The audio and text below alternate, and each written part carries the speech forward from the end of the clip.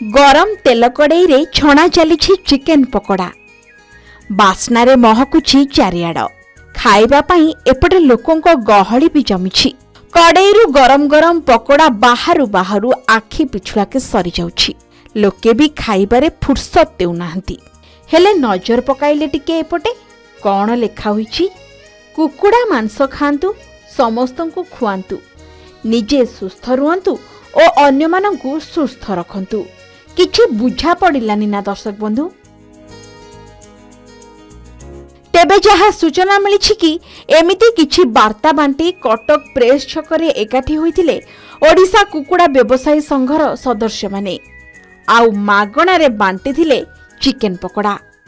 हाँ दर्शक बंधु मागणारे मिलुछि पुणी चिकेन पकोड़ा। लोके एभली सुजोग को केमिति बा हाथ छड़ा करिवे। देखंतु मागणा चिकेन पकोड़ा पाई प्रबल भिड़। छणा होई चिकेन पकोड़ा थुआ हेउ हेउ सबु सरी जाउछि। आउ चाहू चाहू एमिति खाई गले जे सरीगला सबु पकोड़ा।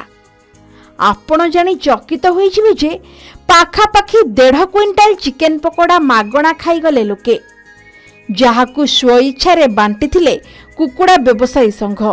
तेबे बर्ड फ्लू पाई प्रायतः लोक डर रे एबे चिकेन खाउ नथिबारु चिकेन व्यवसाय पूरा मांदा पड़ी जाइछि।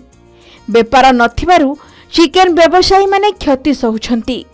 एथि लागी व्यवसायी माने एकाठी होई मागणा रे चिकेन पकोड़ा साधारण लोकों को खुआइथिले। आउ चिकेन पकोड़ा खुआइबा सह चिकेन खाइबा पई लोकों को कहिथिले। अन्यपटे चिकेन को नहीं सरकार तांकर किछि आभिमुख्य स्पष्ट करुनथिबारु व्यवसाय रे असुविधार सम्मुखीन हेउथबा कहिसंती ओडिशा कुकुड़ा व्यवसायी संघर सदस्य माने। वर्तमान आम ओडिशा रे एक भाइरस जनित रोग द्वारा पिपिली एवं केन्द्रापड़ा अंचल रे किछि बर्ड फ्लू प्रभावित होइतिला। ए हेगलानी प्राय मासे ऊपर हेलानी।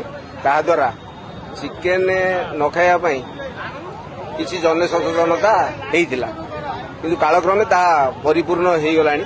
वर्तमान आउ से रोग नाही। से सीमित थिला केवल सेई जो अंचल पिपिली अंचल रे सेति थिला आउ कुआडे प्रभावित हेइनी। हमर वर्तमान आमे कटक ये होउछि भल जगह तेणु लोक सचेतन करिया पई आम कटकस्थ रे चिकेन खाया लोक सचेतन करिया पई आमे लोक मानकु परामर्श दउछु। अच्छा सरकार कोन कहले जे बर्ड फ्लू आज्ञा आज्ञा आज्ञा आज्ञा एबे सरकार आज्ञा सरकार या कहिया पई निर्देशना बाहर करछंती। नहीं सरकार तो किसी कही ना। सरकार ये बर्ड फ्लू ने कौन सी सठिक चित्र दौना। एक्चुअली बर्ड फ्लूटा एमती गोटे रोग गोटे थंडा टाइप रोग ये कुकुड़ा बापे मनुष्य बापे ना। एपर्यंत इंडिया कौटी डिटेक्ट है जे बर्ड फ्लूटा मनुष्य बापिब।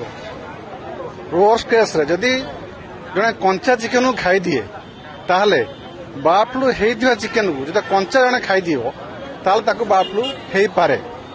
किंतु आम ओडिशा हो इंडिया के कंचा चिकेन खाती ना। जेकोसी जस्ट चिकेन जो बर्ड फ्लू भूताणु जदि आम रोषे करवा 70 डिग्री तापमात्रा हेल्ले से जीवन मरीज।